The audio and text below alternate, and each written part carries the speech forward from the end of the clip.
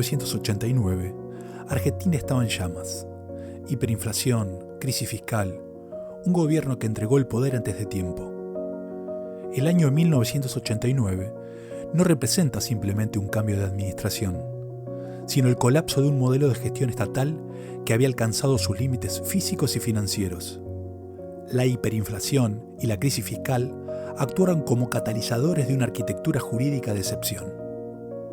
El modelo estatista que se constituyó entre 1922 y 1989, con Mosconi, con Perón, se desmontó para darle paso a un régimen de libre disponibilidad de mercado. Para comprender este quiebre, es imperativo analizar las leyes de reforma del Estado, 23.696, y de emergencia económica, 23.697. Estas normas no fueron meros enunciados políticos, sino la base legal que permitió al Congreso delegar facultades extraordinarias en el Poder Ejecutivo para intervenir, privatizar y desregular sectores estratégicos que hasta entonces se consideraban monopolios naturales del Estado. Bienvenidos a Matriz Crítica. Soy Pablo Nahuel Amoró.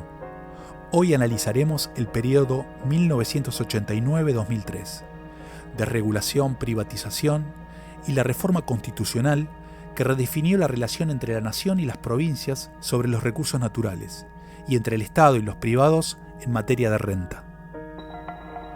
En octubre de 1989, el sector energético estaba sostenido por un monolito: YPF como empresa productora de gas y petróleo integrada, Gas del Estado como operadora de la Red Nacional de Gas Natural y la Ley Nacional 17.319 como columna jurídica.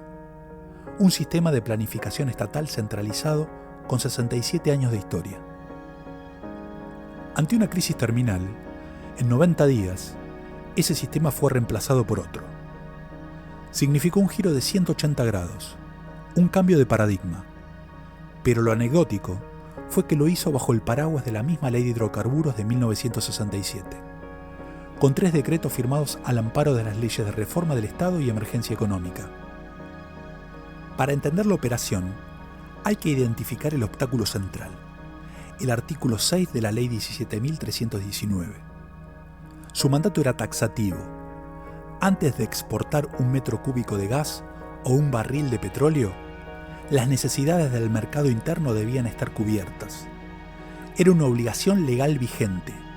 Derogarla requería tratamiento en el Congreso. La solución fue reinterpretar su espíritu. El decreto 1055 abrió la secuencia.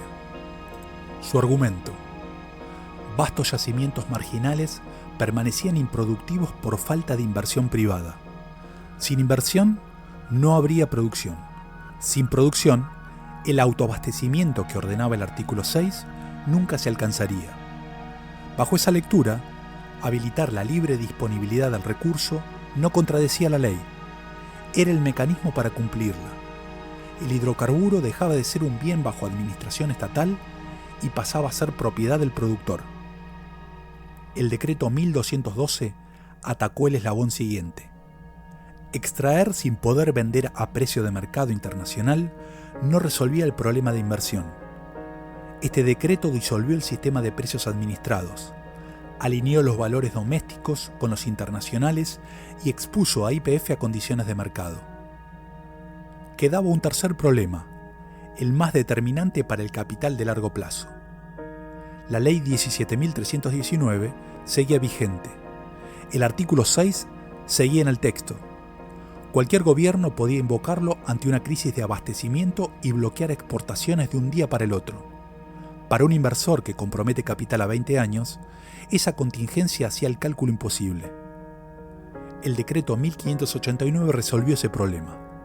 Si el Estado restringía exportaciones, debía garantizar el precio internacional al exportador y notificarlo con 12 meses de anticipación. La facultad de intervenir quedaba disponible, pero ya no podía ser abrupta.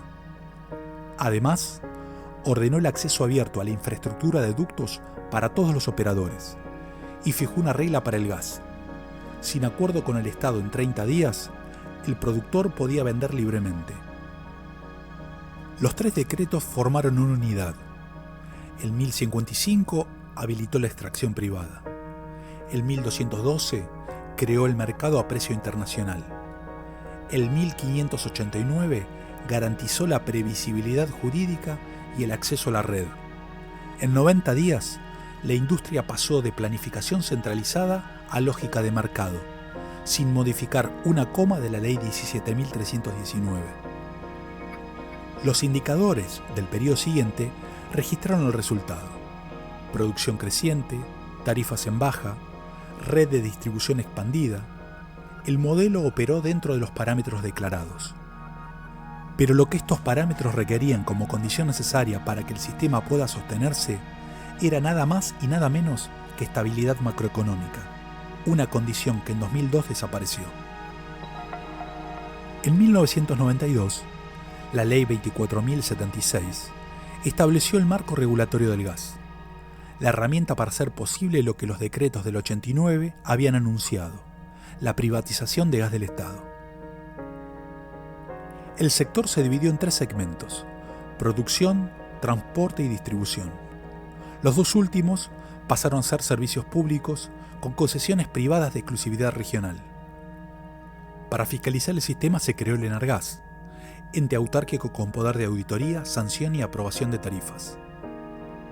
Gas del Estado fue desmembrado en 10 empresas, 2 de transporte y 8 de distribución.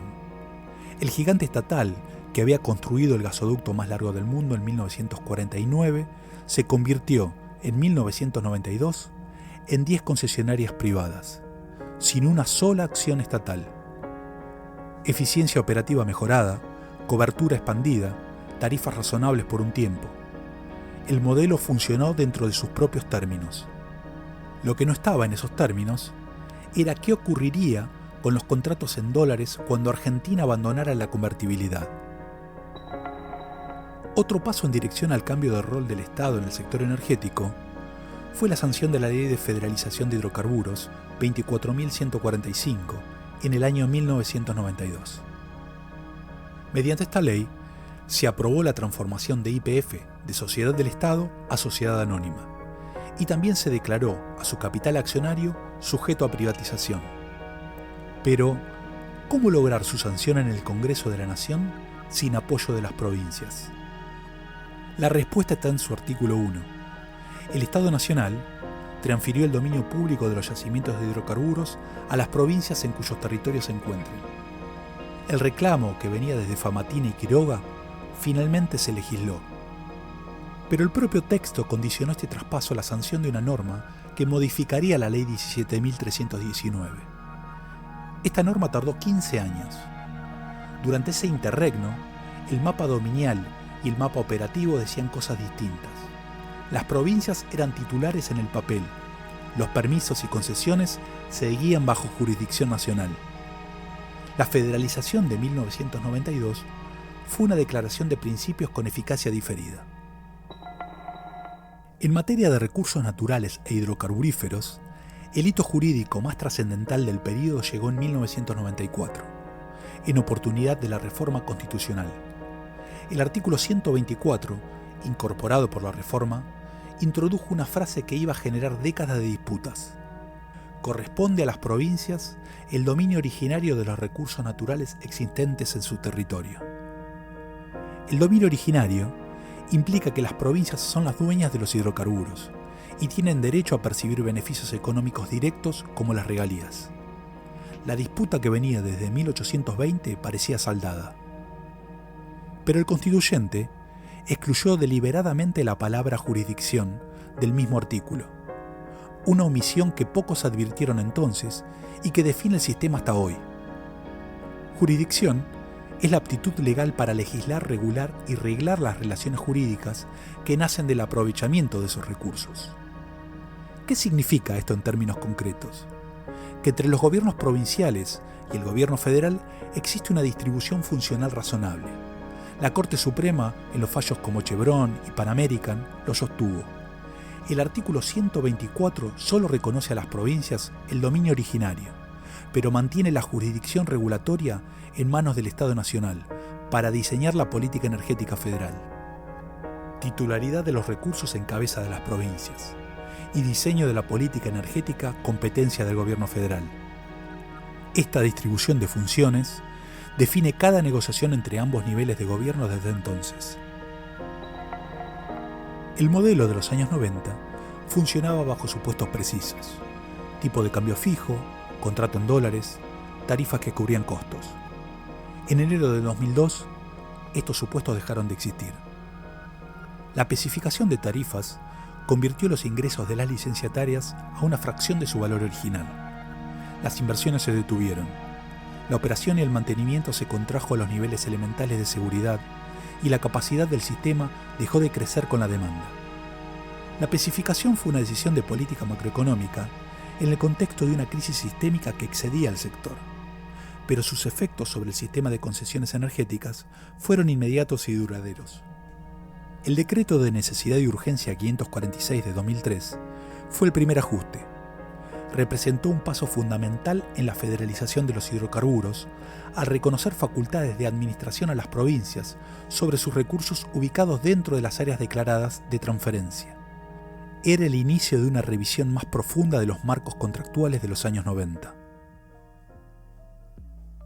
El periodo 1989-2003 dejó resultados en dos direcciones que ningún análisis honesto puede ignorar: mayor eficiencia operativa, cobertura expandida, una década de crecimiento productivo y al mismo tiempo un sistema contractual que dependía de condiciones macroeconómicas estables, que al desaparecer se transformó en el talón de Aquiles del sistema. La reforma constitucional del año 94 no resolvió la disputa centenaria entre nación y provincias, la reformuló. Estableció titularidad provincial y regulación federal. Esa combinación es el núcleo de cada conflicto jurisdiccional en los episodios que siguen. En el próximo episodio veremos cómo se intentó reconstruir la capacidad estatal sobre ese terreno reformado y cómo Vaca Muerta volvió a mover todas las piezas. Soy Pablo Nahuel Guamoró. Esto fue Matriz Crítica.